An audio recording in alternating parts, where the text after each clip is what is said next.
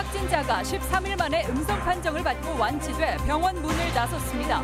접촉자도 줄어들면서 전북 지역의 상황은 한 고비를 넘기게 됐다는 분석입니다.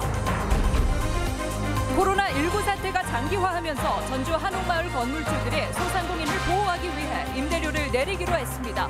최소 석 달간 10%가량 인하될 전망입니다. 보이스피싱에 속아 극단적 선택을 한 취업준비생은 돈을 인출하기 위해 은행 3곳을 둘렀지만 사기 정보 공유 체계는 전혀 작동하지 않았습니다. 안녕하십니까. 전주 MBC 뉴스데스크입니다.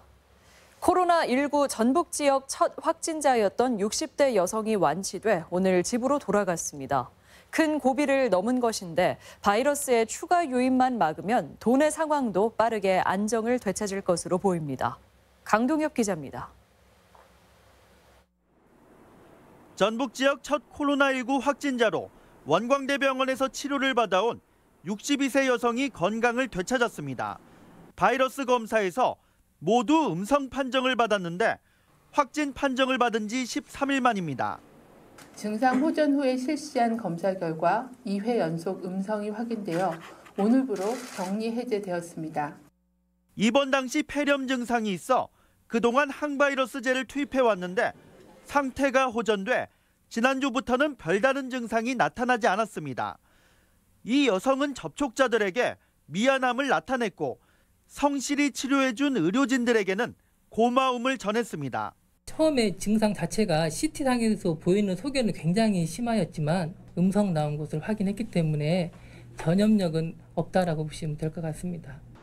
전북 지역의 유일한 8번째 확진자의 퇴원으로 도내 상황도 한 고비를 넘기게 됐습니다. 군산 사우나 시설과 대형마트를 다녀가 확진자의 접촉자로 분류된 83명 중 남은 인원은 단 16명. 이들도 모레 격리 해제됩니다.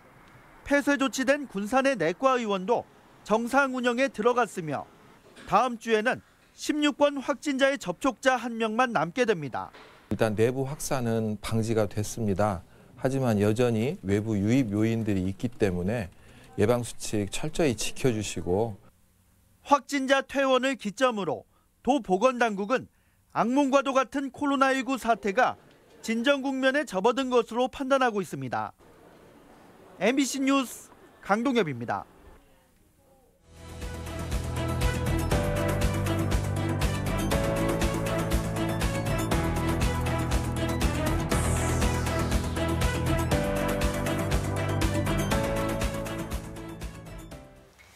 네, 코로나19의 확산세가 주춤하고는 있지만 지역 경제는 여느 해보다 추운 겨울을 보내고 있습니다. 특히 소상인들이 직격탄을 맞고 있는데요. 전주 한옥마을 내 건물주들이 자발적으로 임대료를 내려 눈길을 끌고 있습니다. 한범수 기자입니다. 전주 한옥마을에서 임대업을 하는 이영근 씨는 당분간 임차인에게 월세를 줄여서 받기로 했습니다. 전주의 경우 코로나19의 안전지대지만 사람들이 외출 자체를 꺼리면서 한옥마을까지 직격탄을 맞은 상황. 이 씨 건물에 입주한 소상인들 역시 피해가 예상되자 고통을 분담하는 차원에서 아예 임대료를 낮추기로 한 겁니다. 상인들이 많이 위축되어 있어요. 그래서 조금이나마 그 건물주들이 조금 상생하는 의미에서 한옥마을에서 이 씨와 함께 임대료 인하에 나선 건물주는 모두 14명입니다. 최소 석 달간 10%씩 월세값을 덜 받기로 했습니다. 참여 인원이나 액수 모두 많다고 할 수 없지만 건물주가 먼저 상생을 외치며 행동에 나선 건 큰 의미가 있습니다. 작은 일로서 비춰질 수 있지만 대한민국의 대표 관광지인 한옥마을에서 이러한 일이 일어남으로써 그 전국적으로 확산될 수 있는 그런 메시지를 주고자 하는. 전주시는 한옥마을의 사례를 참고해 갱리단길과 천마중길 등 임대료가 올라 원주민이 내쫓기는 현상이 나타나는 지역을 중심으로 임대료 인하를 유도하고 있습니다. MBC 뉴스 한범수입니다. 코로나19 영향으로 자치단체가 본청 구내식당 운영을 중단하거나 축소하고 있습니다. 익산시는 지역 경기 침체에 대응해 이번 주부터 시청 구내식당 운영을 잠정 중단하는 한편 유관기관 37곳에 구내식당 운영을 축소하거나 휴무 검토를 요청하는 협조 공문을 발송했습니다. 부안군은 격주에 주 하루 휴무하던 구내식당 운영을 코로나19 사태가 종료되기 전까지는 매주 이틀씩 휴무하기로 결정했습니다. 코로나19 감염 의심자에 대한 밀착 관리가 효과를 보이고 있습니다. 군산시에 따르면 확진자 접촉이나 검역소 통보로 인한 대상자에 대해 전담 공무원들이 1:1 밀착 관리를 실시하고 있으며 긴급복지지원금으로 1인당 21만 원을 지급했습니다. 또한 자가격리자들이 배출하는 쓰레기를 소독 후 집 안에 보관하도록 요청하는 등 대상자별 맞춤형 관리를 통해 한때 69명이었던 자가격리 대상자도 3명으로 줄었습니다. 김현수 농림축산식품부 장관이 오늘 장수 화해 영농조합을 방문해 코로나19 확산으로 어려운 전북 지역 화해 재배 상황을 듣고 꽃 소비 촉진을 위해 편의점과 온라인 판매 활성화 방안을 모색하기로 했습니다. 전라북도도 운영 자금이 필요한 농가와 법인에 최대 5억 원까지 융자를 지원할 계획입니다. 보이스피싱에 속아 스스로 목숨을 끊은 취업준비생의 안타까운 사연 어제도 전해드렸는데요. 피해자는 돈을 인출하기 위해 은행 3곳을 거쳐갔지만 누구도 치밀한 보이스피싱을 막지 못했습니다. 무엇이 문제였는지 조수영 기자가 사건을 되돌아봤습니다. 20대 취업준비생을 죽음으로 몰아넣은 보이스피싱 사기단. 이들은 피해자 김 씨가 사기 전화에 반응을 보이자 통장 잔고부터 확인했습니다. 그러면 지금 본인은 농협에 434만 원 자유출금 통장이 있어야 되고 지금 산림조합중앙회에 활구에 3천만 원이 있어야 정상이. 지금 체크카드는 어디 거 쓰고 계세요? 범죄에 연루되는지 계좌를 확인해야 한다며 현금 인출을 요구하는데 김 씨가 들른 은행은 모두 3곳입니다. 먼저 3천만 원이 든 A은행에서 계좌 해지를 시도했지만 평범하지만은 않았던 상황이었습니다. 예금 찾으러 오는 사람들은 이렇게 현금 안 가져가거든요. 부동산 쪽에 투자를 한다고 했대요. 그럼 더 의심쩍잖아서는 보통 우리 다닐 때는 핸드폰 들고 다니잖아요. 핸드폰도 없더라고요. 사기단은 지점을 옮길 것을 지시하며 은행 직원을 의심하도록 했습니다. 신청해서 하셨다가 이쪽으로 오셨네요. 여기. 네, 직장이라고 얘기하면 되죠. 네, 직장이라고 얘기했고 보이스피싱 때문에 오신 거 아니냐고. 해지가 안 된다 말이 돼요? 신청 지점에 있는 가 범인이거나. 결국 3번째 옮긴 또 다른 은행에서는 현금 인출 한도를 최대로 높이란 지시를 받고 수백만 원을 인출했지만 어떤 제재도 받지 않았습니다. 보이스피싱 의심 정보의 경우 같은 은행 지점끼리면 몰라도 은행 간 공유는 불가능했던 겁니다. 우리나라처럼 은행뿐만 아니라 어디 가도 전국 부처도 마찬가지죠. 딱 절벽이니까. 개인정보보호법이 되게 무섭기 때문에. 금융위원회가 지난해 추진했던 사기정보 공유 체계는 현실화되지 않은 채 여전히 계획 수준에 머물러 있는 상황. 더 이상 선량한 피해자가 나오지 않도록 금융기관이 보이스피싱 1차 저지선 역할을 제대로 수행하기 위한 예방 매뉴얼 정비가 시급해 보입니다. MBC 뉴스 조수영입니다. 보이스피싱 사기 피해자 유족들이 가해자 검거와 엄벌을 촉구하며 청와대 국민청원에 게시글을 남겼습니다.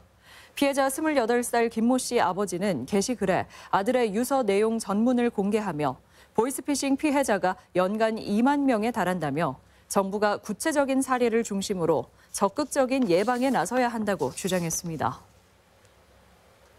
오늘 아침 7시 20분쯤 전주 평화동 일대 아파트 2,000세대가 정전됐다가 40여 분 만에 복구됐습니다. 주민들은 정전으로 아침 출근 시간 큰 불편을 겪어야 했는데 한국전력공사는 인근 마트의 수전 설비가 고장나면서 정전이 발생한 것으로 보고 있습니다. 탈퇴 의사를 밝힌 조직원을 집단 폭행한 조직폭력배들이 경찰에 대거 붙잡혔습니다. 군산경찰서는 특수상해 등의 혐의로 군산의 모 폭력 조직원 24살 A씨 등 10명을 붙잡아 조사하고 있습니다. A씨 등은 지난 10일 밤 11시쯤 군산의 한 야산에서 B씨 등 2명을 끌고 가 무차별 폭행한 혐의를 받고 있습니다. 옛 국민의당 계열 정당들의 통합 논의가 시작부터 삐걱대고 있습니다. 지도부 구성을 둘러싸고 이견을 좁히지 못하는 건데 통합이 되더라도 유권자들이 공감할지는 미지수입니다. 김아연 기자입니다. 통합을 위해 만난 민주평화당과 바른미래당, 대한신당은 첫 회의 당일 신속한 통합 추진에 합의했습니다. 오는 17일까지 기득권 포기를 포함한 조건 없는 통합을 하고 이후 소상공인과 청년 등 새 정치 세력과 2차 통합을 하겠다는 겁니다. 3당 통합을 신속하게 마무리하고 우리와 뜻을 같이 하는 외부 세력과 결합을 신속하게 이루어내기 위해서. 하지만 하루 만에 상황은 달라졌습니다. 대한신당이 바른미래당 손학규 대표와 평화당 정동영 대표 등 기존 지도부의 이선 퇴진을 요구했지만 손 대표가 수용 불가 입장을 밝힌 겁니다. 통합이 당대표 물러나라 이것이 돼서는 안 됩니다. 그건 그 세대 개최 통합이 이루어지는 그 순간 나는 모든 것을 내려놓겠다. 일각에선 통합이 무산되는 것 아니냐는 비관론까지 흘러나오는 가운데 막판 주도권 싸움은 당분간 이어질 것으로 보입니다. 다 그 가닥을 잡아가지고 마지막 패를 이제 깐 거거든요. 그래서 통합이 결렬됐다? 아니, 전혀 아니고 통합의 가능성이 훨씬 높아졌다. 20대 총선 당시 국민의당은 전국에서 민주당 심판 여론과 안철수 바람에 힘입어 10석 중 7석을 차지하며 전폭적 지지를 받았지만 대선 패배 이후 바른미래당과 민주평화당으로 쪼개졌고 평화당 일부가 다시 탈당해 대한신당을 세우는 등 분열을 거듭했습니다. 각 당은 잇따라 민심에 부응하지 못한 데 대해 사과하고 도로 호남당을 넘어선 가치의 통합을 강조하는 상황. 하지만 총선까지 남은 기간 유권자의 공감을 얻을지 미지수인 데다 과거 분열에 대해 누구도 책임지는 모습을 찾아볼 수 없는 게 현실입니다. MBC 뉴스 김아연입니다. 정의당 전북도당 장애인위원회는 도의회에서 기자회견을 열어 장애인 전담 재활병원 설립과 장애인 콜택시 전국 일원화, 중증 장애인 활동 지원사들의 처우 보장 등 11가지 장애인 공약을 발표했습니다. 이들은 문재인 정부 출범 당시 약속했던 장애인 관련 공약이 축소되고 있다며 총선 이후 관련 정책이 반영되도록 강력 추진하겠다고 밝혔습니다. 대한신당 고상진 대변인이 4.15 총선에서 익산 갑 출마를 선언했습니다. 고상진 대변인은 촛불 민심을 잊어버린 촛불 권력을 총선을 통해 심판해야 한다며 40대 젊은 정치로 한국 정치와 익산을 위해 일하겠다고 밝혔습니다. 익산 갑 선거구는 현역인 민주당 이춘석 의원의 지역구로 민주당 김수홍 후보, 평화당 황세현 후보, 민중당 전권희 후보, 국가혁명배당금당 박순조 후보 등 6명이 출사표를 냈습니다. 전라북도가 새로 짓는 한옥 건물과 한옥마을 내 리모델링 건축물에 보조금을 지원하기로 했습니다. 한옥 건축 지원 금액은 공사비의 절반 이내 범위에서 신축은 최대 5천만 원, 리모델링의 경우 최대 3천만 원입니다. 지원 대상 한옥은 실거주를 목적으로 하는 바닥 면적 60제곱미터 이상의 단독주택으로 형태가 한옥 건축 기준에 부합해야 합니다. 코로나19 여파로 외국적 상선들의 무허가 기항 사례가 적발돼 적극적인 대응이 요구됩니다. 군산해양경찰서에 따르면 어제 오전 어청도 인근 해역에서 시에라리온 국적의 화물선이 무허가로 닻을 내리고 배를 세워둔 채 대기하다 적발됐습니다. 현행법에는 국내 31개 무역항에서만 정박이 가능한데 해당 선박은 코로나19 영향으로 중국 내 기항지를 찾지 못해 우리 영해에서 불법 대기한 것으로 조사됐습니다. 교육 공동체 간 발생한 갈등이나 분쟁을 조정하기 위한 교육회복조정지원단이 확대 운영됩니다.